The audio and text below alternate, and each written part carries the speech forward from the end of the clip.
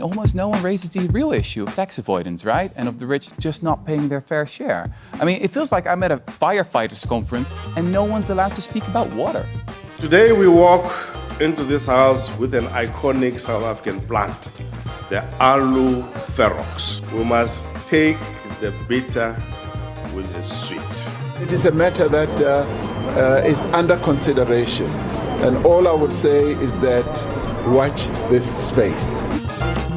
Welcome to this week's episode of the SA Money Report.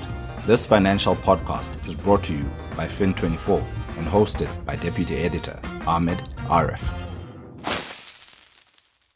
As others will tell you, or as you probably already know from experience, getting a decent place to stay, be it to rent or to buy, really difficult.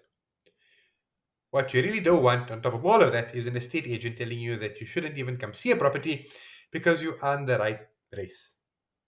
We've seen similar stories before, and specifically saying that landlords only want white tenants. Well, not that land wasn't politicized enough already, we also now have to navigate these treacherous waters in the real estate game. Helping us to chart a way through it all and give us some understanding is Fin24's Khulekane Magubane. So Khulekane, let's start at the beginning. Or rather, let's start with the most recent events, since the beginning for some was a really long time ago. As things often come to light now, an exchange between a prospective tenant and an estate agent went viral. Can you talk us through what happened? Now, the head of the Estate Agents Affairs Board, Mamodupi Mohlala, was not specific when she spoke about the incidents of discrimination that prompted the EAAB to investigate racism and discrimination in the property sector. However, she did say that an investigation was at hand because of a recent incident. And an incident that has made waves in the news recently was when Paul Osei, a Cape Town resident, tried to look for property to rent in the city and was talking to an agent named Gabriella Johnson, who was representing Life Real Estate, and a landlord who was looking for a tenant. And when he had spoken to her, she pointed out that the landlord was, quote unquote, race specific. He pointed out that a prospective tenant could not be denied lodging for rent on the basis of the color of their skin, to which Johnson had maintained that this was the condition of the landlord. Paul Osei then took a screenshot of this exchange, which happened via WhatsApp, and shared it to his Twitter account, where it went viral and sparked an outcry. This led to Life Real Estate's CEO, Brendan Miller, announcing that the landlord's contract would be terminated and that Johnson would be suspended. So while Mohlala did not say explicitly that this situation was the cause of the probe that the EAAB had undertaken, there is a lot to suggest that it was at least one of many incidences that might have prompted the EAAB to do so. So as you just mentioned now, Khulekane, this isn't an isolated incident, and it's clearly prompted backlash. And as you said, many others have spoken up about it. What is the sector doing about it all? So the Estate Affairs Board, the EAAB, has announced that they would be conducting a probe into the state of the sector and the extent to which the sector is plagued with discrimination, particularly racism. And for that purpose, she had made this announcement last week during the rental industry summit that she spoke at. This is Mamodupi Mohlala. And she had spoken about how this is critical for the sector to get to grips with this problem and to introduce incentives to do away with the problem, introduce means to discourage this kind of behavior from practitioners, from landlords, from anyone in the sector who has power, and most importantly, for the sector itself to be transformed meaningfully for the benefits of consumers and for the sector itself. So, Khulekane, the demographics in our country are obvious. But now, 27 years into democracy, while there's still major inequality and structural barriers for previously disadvantaged people, the property buying and renting demographics have changed as well. Can you talk us through that? So there's been a great deal of change with the advent of democracy, of course, because there aren't any legal or legislative constraints on property ownership anymore, except for, the structural imbalances that remain because of the history of economic deprivation. But the sector has changed in a great extent in terms of buyers now that Black women are the dominant buyers in the market. But there is some interesting information in the EAAB's annual report for 2019-2020, which speaks about 47,356 Fidelity Fund certificates registrations for estate agents in that year. But at the same time, just over 800 estate agents were estimated to come from previously disadvantaged backgrounds.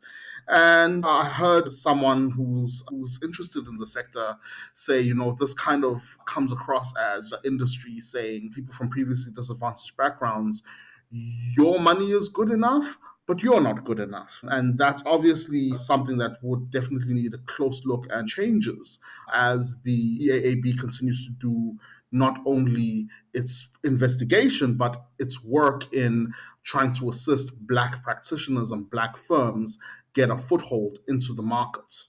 Kulakane, the EAAB CEO, said that the acts of some of these people in the industry was, in her words, clearly interrupting the economic growth of the market. What did she mean? That was a very interesting quote from her that I definitely wanted to be sure to take stock of from the summit at which she spoke. And it was quite interesting because when you take into consideration the statistics that I mentioned about Black women now being the dominant buyers in the market, and still the practitioners, a very small amount of practitioners, less than 1,000 coming from previously disadvantaged backgrounds, there's a lot to be said about many of those people who are driving that surge of Black women being dominant buyers. Many of them are first generation matriculants, first generation graduates, first generation professionals.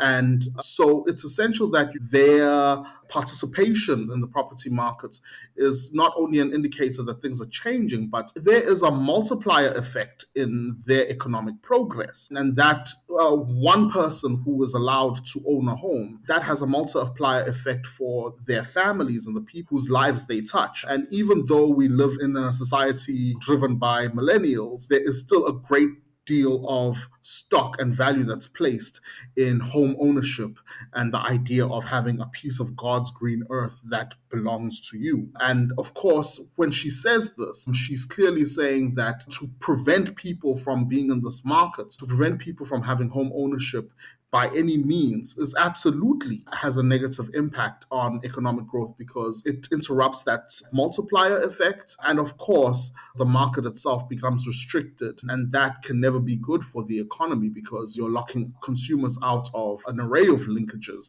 if you lock certain consumers out, particularly on the basis of the color of their skin.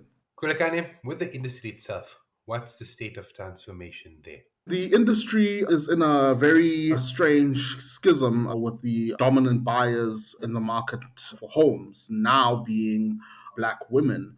But in terms of the representation in the sector, you're still seeing that 800 or less practitioners in the sector are coming from previously disadvantaged backgrounds. And that's something that the EAAB is determined to resolve. And they've got mechanisms, they've got funding mechanisms, and they've got mentorship mechanisms. But of course, this is something that needs a much more holistic solution in terms of those inside the industry need to chip in terms of allowing the industry to be more receptive. And we always talk about how competition is good, getting people on an agile footing and allowing that representation to feed through not just amongst the buyers, but amongst those who are in the industry itself. Let's play a game of hypothetical here, Kulakane. I want to put one of my properties up for rent. How far do my rights extend in terms of me picking who I want to rent my property? And at what point does me not choosing a particular person become discriminatory? And to be honest, technically, should there honestly be any debate if the person can afford to pay the rent on time and follow stipulations in a contract? When looking at this, the documents that are critical are the Constitution and looking at the guidelines of the Estates Agents Affairs Board. There are requirements that are allowed to be indulged by a landlord or an owner. Those requirements cannot be preclusive in terms of race, because that, of course, would be inconsistent with the Constitution of South Africa, which is the supreme law of the land. Obviously, there are people who've made their requirements in terms of when you list your property and you want to work with an agent to get it in the rental space. And of course, they want to make the landlord happy, and of course those requirements might be inconsistent with the Constitution.